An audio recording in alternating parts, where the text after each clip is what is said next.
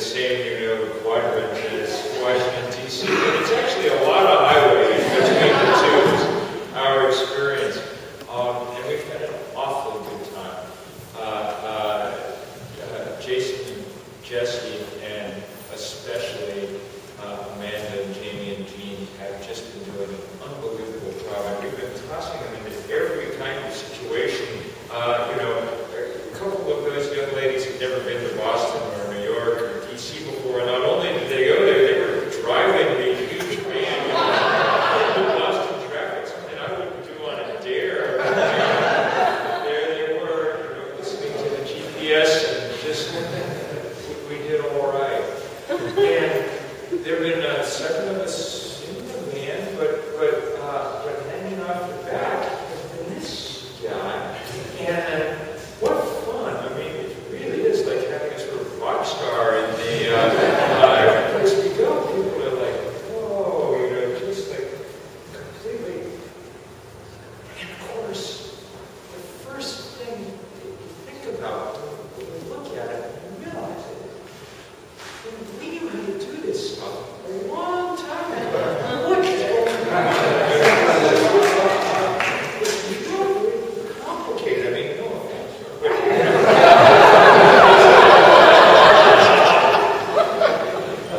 we were out here, we got to about 4:30, and just unloaded the thing, and Jason and I put it up in a little patch of late afternoon sun, and poured a gallon of water in the top, and 7 minutes later it was too hot to touch coming out the bottom. This stuff is, it's sizzling magic. When you think about what we think of as normal power, when you think about the things you have to do if you want to heat up some hot water with coal, it's almost astonishing. You have to go someplace and blow the top off of the mountain, come back in the tire, then you have to take the coal and crush it and wash it and put it in a train car, send it off someplace else and build a huge power plant and run it. And everyone has to breathe the air. And you have to, generate some electricity and run it through a wire into a hot water heater. You can go by and stick in the basement. And then you can turn on the thing and take a shower. Or you put a little water in the tub, and 7 minutes later,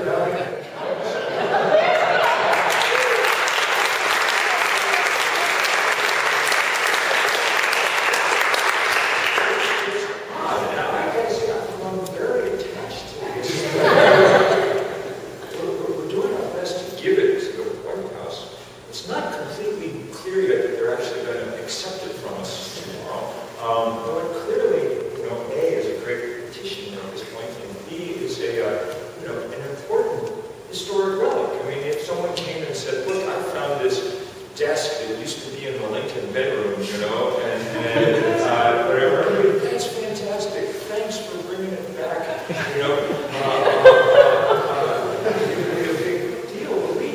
Forget the Lincoln bedroom. We found it used to be on the Carter roof,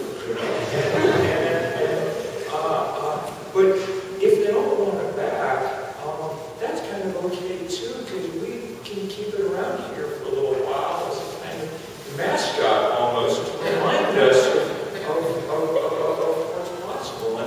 And I think they might actually be smart to take it back, because otherwise we'll make it a millstone, of sorts. We remind it all the time, because there is no good reason for not doing this. In fact, here's the other thing that always gets me when I think about the particular history of this film. They put this up in 1979, and did all the work to do it, and they didn't even have a clue about what by far the most important reason for doing it was.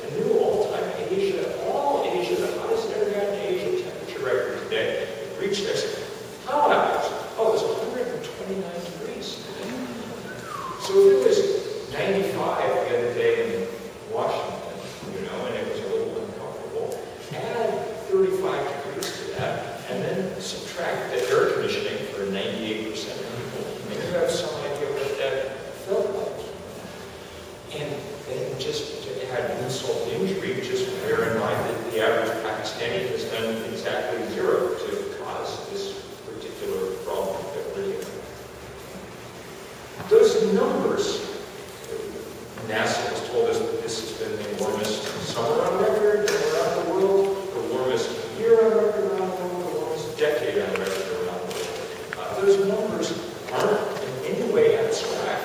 They're why the Arctic, as of today, seems to have the lowest ice volume ever recorded, according to today's satellite observations. They're why we had that epic heat wave across Russia for much of the summer. It never got to 100 degrees in Moscow, not once ever.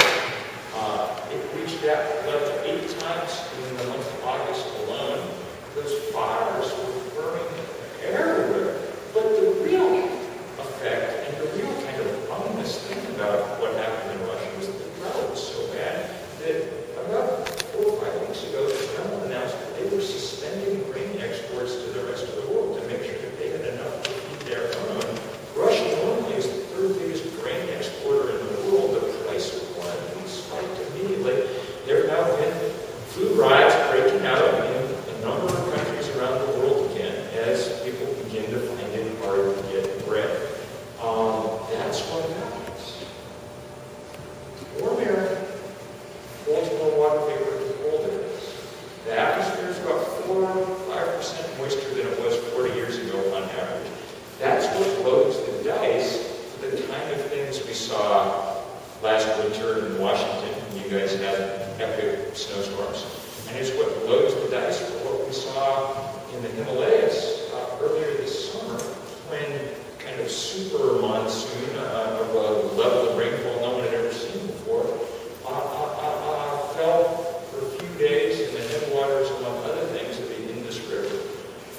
That river has been swelling. Shells of water has been moving through Pakistan for the last month. At one point or another, about a fifth of the country was underwater. 20 million people on the move. It's a scale of natural disaster. The scale of unnatural disaster is so large that it's really almost impossible for us to take it in. And so we're not doing a very good job publicly. We're not paying much attention to the fact that one of the worst things that ever happened this summer. That's pretty powerful. Those pictures and images are pretty amazing. And for anybody, as you said, it's an eloquent miracle. Anyone who worries even in the slightest bit about development in the rest of the world, about poor people, about social justice, well, Pakistan was not a very easy place to be a month ago. It was a country with all kinds of problems. But now it's a country that's going to spend the next 10 years trying somehow to claw its way back to the not very good place it was a month ago. The idea that it's even possible to think about things like development when you're going against the treadmill